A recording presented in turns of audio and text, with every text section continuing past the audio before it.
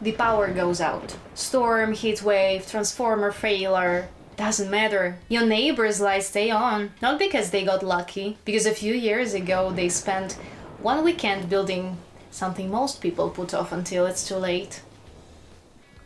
A solar battery backup. And today I'm going to show you exactly how to build one. I'm Tatiana from A1 Solar Store. This is a beginner's guide.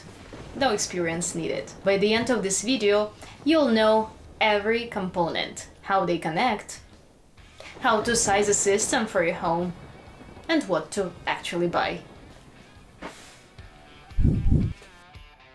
Let's start with the simplest version of what this system is. Solar panels collect energy from the sun during the day. That energy charges a battery. When the grid goes out or the sun goes down, you draw from that battery to power your home. 4 components. That's the whole thing. Component 1. Solar panels.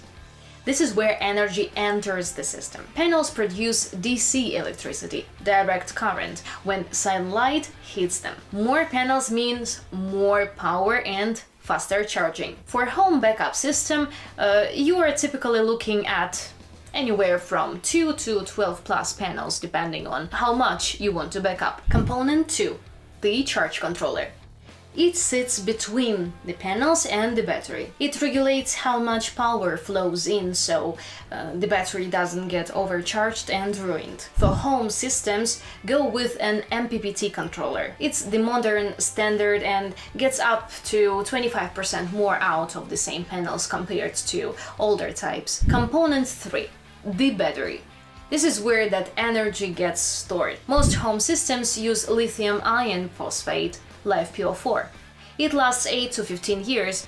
You can run it down to 10-20% without damage and you get to use the full capacity you paid for. Lead-acid is cheaper upfront but degrades faster, needs more maintenance, and you can only safely use about half its capacity. For a permanent home setup, LiFePO4 is the right call. Component 4. The inverter. Your panels and batteries speak DC.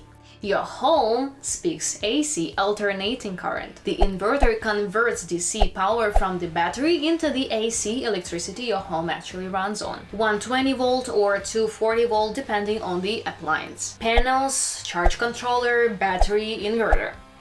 That's the system. Before you buy anything, figure out what you actually need to run during an outage. Fridge, lights, a few outlets, that's maybe 5 to 10 kilowatt hour a day. Full house with AC, you're looking at 30 or more. Big difference in what you'll need to build. The simple way to do it: list the appliances you want to back up. Note the wattage on each one. Multiply by how many hours a day you'd run it. Add it up, that's your daily target. If the math feels like too much, most battery brands have free calculators on their websites. Plug in your appliances, get a number. There are 2 ways to set this up and it changes what you buy. Off-grid means no utility connection at all. Your system handles everything on its own. Great for cabins or remote land. For a regular home, it's overkill. Hybrid stays tied to the grid. Solar and battery cover your day-to-day, and if your battery runs low after a few cloudy days, the grid picks up the slack.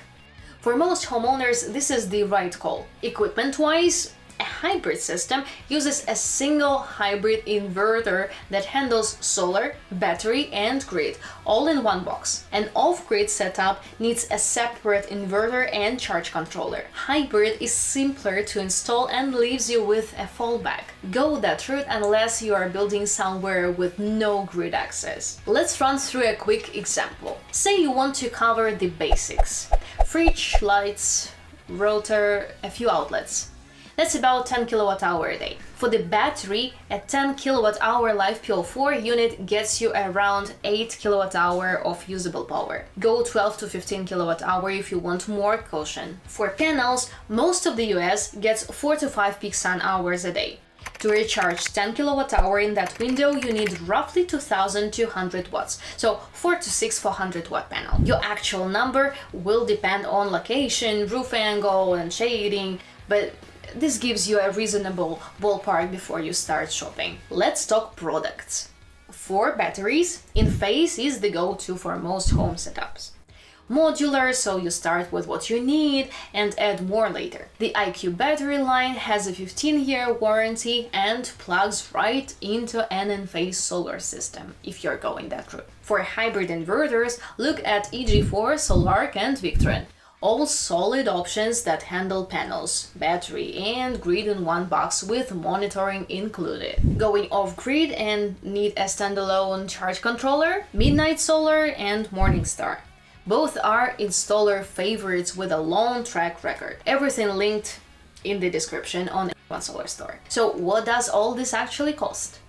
For a typical essential load setup, battery, hybrid inverter and handful of panels, you are looking at, I would say, $9,000 to $18,000. Want to back up the whole house? That can run $20,000 to $40,000. Most people don't need that. Covering the fridge, lights and a few key circuits gets you through an outage just fine. Also worth knowing, some states have battery rebate programs that can take a decent chunk of the total. Check what's available in your area before you buy. Last thing, if you're unsure, go bigger on the battery. You can always add panels later. Replacing an undersized battery bank is a whole other job. Questions about your setup? Drop them in the comments. I'm Tatiana. See you next time.